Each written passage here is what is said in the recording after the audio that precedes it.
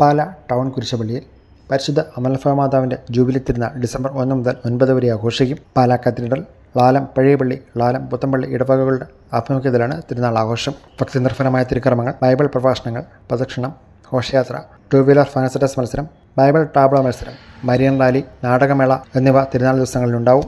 ഒന്നിന് വൈകുന്നേരം 5:15 ലാലം പഴയ പള്ളിയിലെ വിശുദ്ധ കുർബാനയെ തുടർന്ന് കുരിശുപള്ളിയിലേക്ക് പ്രദക്ഷിണം. 6:30 ജൂബിലി ആഘോഷ committee president father Jose Kakkalil കൊടിയേറ്റ് കർമ്മം നിർവഹിക്കും. തുടർന്നുള്ള തിരുനാൾ ദിനങ്ങളിൽ പുലർച്ചെ 5:30 വൈകുന്നേരം 6 വിശുദ്ധ കുർബാന.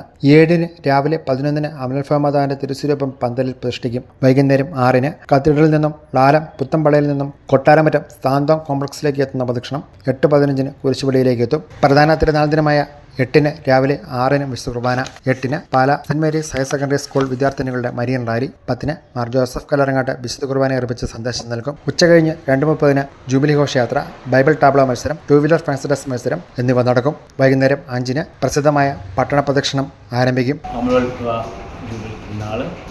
ഡിസംബർ 1 മുതൽ 9 വരെ തീയതികളിൽ ആഘോഷിക്കുകയാണ്. പാലായുടെ അഭിമാനമായി നിലകൊള്ളുന്ന ടൗൺ കുരിശുപള്ളിയിലെ ജൂബിലി തിരുനാൾ എല്ലാവരും ഏറെ സന്തോഷത്തോടെ കാത്തിരിക്കുന്ന അവസരമാണ്. 1-ാം തീയതി വൈകുന്നേരം തിരുനാൾ കൊടി ഉയരുന്നതോടുകൂടെ തിരുനാൾ ആരംഭിക്കുകയായി. തുടർന്നുള്ള 7 ദിവസങ്ങളിൽ രാവിലെയും വൈകുന്നേരങ്ങളിലുമായിട്ട് തിരുക്രമങ്ങൾ നടക്കും. 7ഉം 8ഉം തീയതികളിലാണ് പ്രധാനപ്പെട്ട തിരുനാൾ.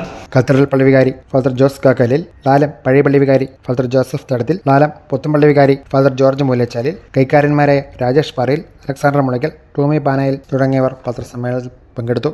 ന്യൂസ് ബ്യൂറോ, പാല.